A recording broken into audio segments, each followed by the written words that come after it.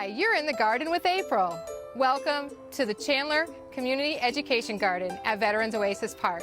And today we're going to talk about garden pests and critters.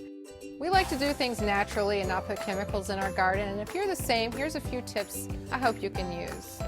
One of the best ways to prevent pests in the garden is to have a healthy garden, have healthy plants. If it's time to pull a plant out, go ahead and do so. A rotting plant attracts our pests. And also, if we have other things to detract them, such as planting garlic and onion around our plants, peppermint, they don't like that either. One thing you can do to start your garden off on the right foot is use some frass when you plant your seedlings. Frass, that's F-R-A-S-S. It's actually excrement of different bugs, such as the black soldier fly or mealworms.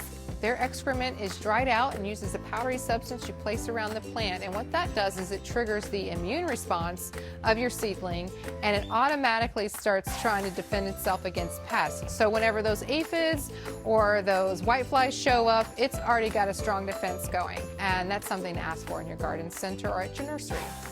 Probably the biggest issue that people have in their garden is aphids. They can be green, they can even look black, they can look white. Well, aphids can be very destructive, and we have a lot of different things that we can do to help get rid of aphids or prevent aphids. One of the things with aphids that we want to do is try to get them off the leaves as soon as we recognize it. And I sometimes just smash them with my fingers. The other thing you can do is take a sprayer. You want a good one that's going to let you go upside down because you want to get the back of these leaves. And use some water and some soap. By soap, use something like a Castile soap. That's good for the garden as well and won't hurt your plants. In there you can also add some peppermint extract, or if you get the Castile soap that already has natural peppermint in it, that's a good thing. Some people prefer to add in a little garlic or cayenne. You want to spray early in the morning or in the evening so that anything that's left on the plant, such as residue, doesn't burn the plant in the heat of the day and in the sun. The soap acts two different ways. The soap can help dry out the aphids.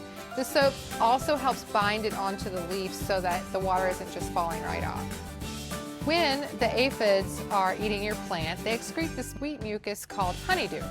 And ants eat the honeydew that the aphids are producing. So if you see little black ants going onto your tomatoes or other vegetables, do check under the leaves and look for the aphids. Ants will defend aphids to get that honeydew from them so they can harvest that. They actually call it farming.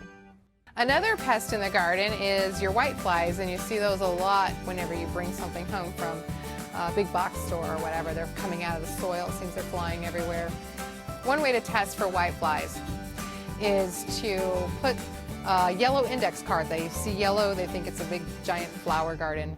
And put some petroleum jelly on it, place those cards at the base of your plants, and if you see a bunch of flying insects stuck to it, most likely those are your whiteflies.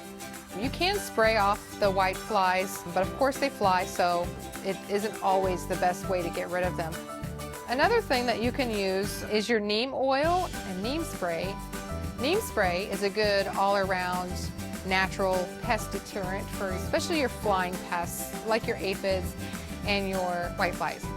Another way is with other beneficial insects. Get some lacewings or ladybugs from the nursery. You can order them online and they'll send ladybugs to you. Make sure you have enough food for those ladybugs. They usually come in 1,500, 2,000, 3,000 ladybugs, and if you only have a few aphids, that's not quite enough food for it, and they're just going to fly away. Another way to help eradicate some of your pests like insects or caterpillars, you can use diatomaceous earth.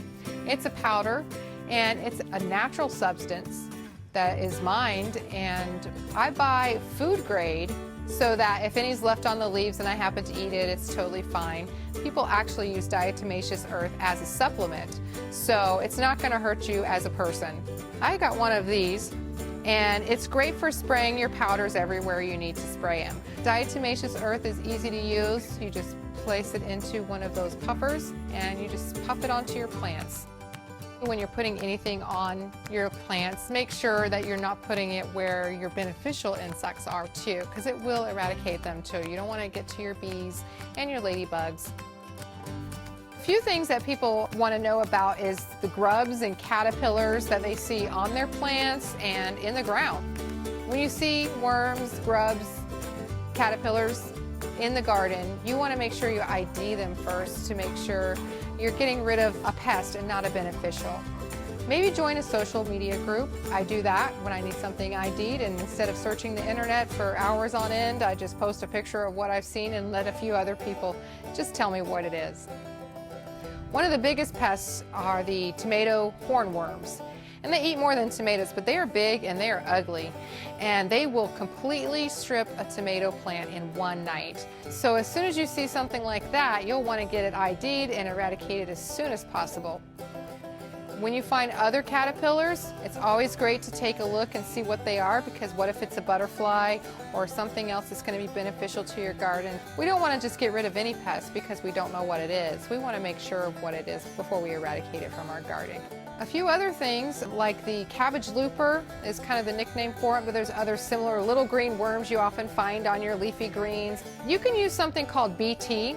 It's got a long scientific name, but when you go to your big box store or nursery and ask for BT, then they know what you're talking about. You just want to spray it on the base of the plant. When they come up out of the ground, they'll start eating on the plant, and that's a natural way to get rid of those type of worms.